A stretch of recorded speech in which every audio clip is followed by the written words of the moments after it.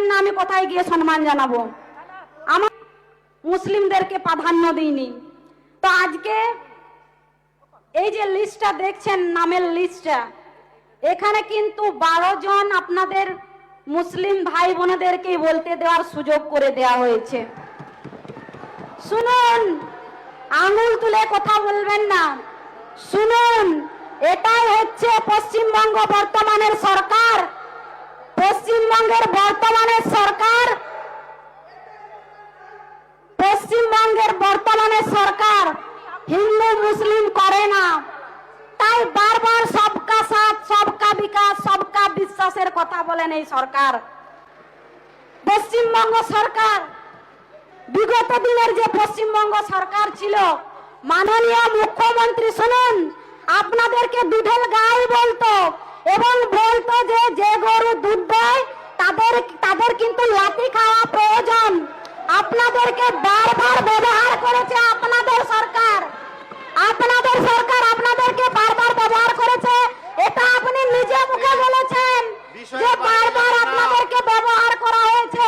CPM আপনাদেরকে ব্যবহার করেছে, তৃণমূল আপনাদেরকে ব্যবহার করেছে, এবং সেটা আপনি নিজে মুখে বললেন।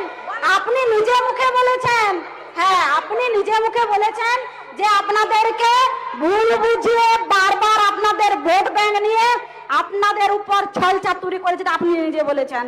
তো যাই হোক, আমাদের সরকার হিন্দু মুসলিমের সরকার নয়, আমাদের সরকার সবকা সাথ সবকা বিকাশ, সবার বিকাশের জন্য আমাদের সরকার কাজ করেন।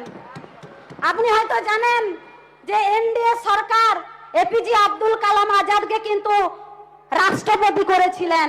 এটা মনে রাখবেন। আপনি বলছিলেন না যে আমাদের মুখ্যমন্ত্রী হয়নি, প্রধানমন্ত্রী হয়নি, রাষ্ট্রপতি হয়েছেন, ঠিক আছে। তো যাই হোক, হিন্দু মুসলিমের কথা এখানে বলবেন না। আর একটা কথা বলছিলেন যে গোপাল মুখার্জির নামে যে রোড করা হয়েছে, শুনুন, গোপাল মুখার্জির নামে যে রোড করা হয়েছে সেই রোড নিয়ে আপনি কথা বলেছেন। তো সেই রোড, এই যে গোপাল পাঠা বলে যাকে আমরা জানি, গোপাল মুখার্জি, ইনি যদি না থাকতেন তাহলে পশ্চিমবঙ্গের হিন্দু মহিলারা, মা বোনেদের ইজ্জত থাকতো না। তাই উনি লড়াই করেছেন, উনি নিজেকে প্রমাণ করেছেন যে উনি পুরুষ, এবং উনি লড়াই করে দেখিয়ে দিয়েছেন যে মা বোনেদের সম্মান কিভাবে রক্ষা করা যায়। তারপর বুলডোজারের কথা বললেন এখানে। আপনাদের সরকার যখন চোরাম গুড় বাতাসা কেটে ভাগীরথীতে ভাসিয়ে দেব, সেই তখন তো আপনারা কোথায় ছিলেন আপনারা? তখন তো কেউ বলেননি এই বিধানসভাতে যে না, বলবেন না, কেটে ভাগীরথীতে ভাসিয়ে দেব। এখন রয়েছেন একজন আমাদের আগে মন্ত্রী ছিলেন ফিয়াদ হাকিম মহাশয়, বলেছিলেন যে দাওয়াতে ইসলাম ধর্ম গ্রহণ করুন। কোথায় ছিল তখন আপনাদের মনুষ্যত্ব? কোথায় ছিল তখন আপনাদের হিন্দু মুসলিম? কেন বলেননি সেই সময় এই কথাগুলো? ভেবে চিনতে বলবেন। আবার একজন বলছিলেন ডিম থেরাপির কথা। শুনুন, পশ্চিমবঙ্গের গণতন্ত্র প্রিয় মানুষ, রাষ্ট্রবাদী মানুষ গণতন্ত্রকে সম্মান করে এবং গণতন্ত্রকে রক্ষা করেন। আর তার জন্যই আপনাদের উপরে লাঠি ঝেঁটা না ছুড়ে ডিম থেরাপি করছে, যাতে করে আপনাদের শরীরে আঘাত না হয়। আমাদের সরকার গণতন্ত্র প্রিয় সরকার, তাই এখনো পর্যন্ত আপনারা সুরক্ষিত আছেন। এর আগের দিন আমি বলতাম, মাননীয় অধ্যক্ষ মহাশয়, যদি ভুল কিছু বলে থাকি ক্ষমা করবেন। যেদিন আপনি নির্বাচিত হলেন এবং চেয়ারে বসলেন, সেদিন আমাদের সম্মানীয় মুখ্যমন্ত্রী আমাকে বলতে বারণ করেছিলেন, তাই আমি বলিনি।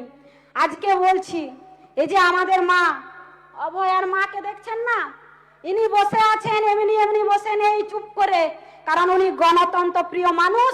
গণতন্ত্রকে উনি হত্যা করতে চান না, উনি আইন নিজের হাতে তুলে নিতে চান না। তাই উনি আজকে গণতন্ত্রের রাস্তাতে হাঁটছেন এবং ওনার মেয়ের উপর যে অত্যাচার হয়েছে সেই অত্যাচারের প্রতিকার চাইছেন এই গণতন্ত্রের মাধ্যমে।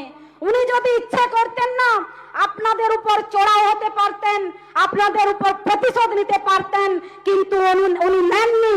এটাই হচ্ছে নতুন সরকারের গণতন্ত্রের যে নিয়ম, সেই নিয়ম আপনারা নিশ্চয়ই বুঝতে পাচ্ছেন এবং দেখতে পাচ্ছেন। কি হয়নি এই পশ্চিমবঙ্গে? প্রত্যেকটা মানুষ কেন্দ্র সরকারের প্রত্যেকটি মানে সরকারি প্রকল্প থেকে বঞ্চিত হয়েছে, রাজ্য সরকারের প্রকল্প এবং কেন্দ্র সরকারের প্রকল্প। আজ আবাস যোজনাতে স্বচ্ছতা নিয়ে আসার কথা কেন বলা হয়েছে? আজ আবাস যোজনা স্বচ্ছতার কথা এই জন্যই বলা হয়েছে, যাদের দুতলা দালান তারা বাড়ি পেয়েছে, যারা সেই বাড়িতে অনেক দুর্নীতি হয়েছে আপনি জানেন, এবং পশ্চিমবঙ্গের প্রত্যেকটি মানুষ জানেন যে যারা প্রাপ্যদার তারা পায়নি। তো আমাদের সরকার এখন বর্তমানে আমরা এখানে সরকারে আছি, আমরা তো চাইবো এর স্বচ্ছতা। যারা ডবল ডবল ঘর নিয়েছেন, যারা চুরি করেছেন প্রধানমন্ত্রী আবাস যোজনায়, সেই তাদেরকেও চিহ্নিত করা হবে এবং তাদেরকে শাস্তি দেওয়ারও পরিকল্পনা আমাদের সরকার নিশ্চয়ই করবেন।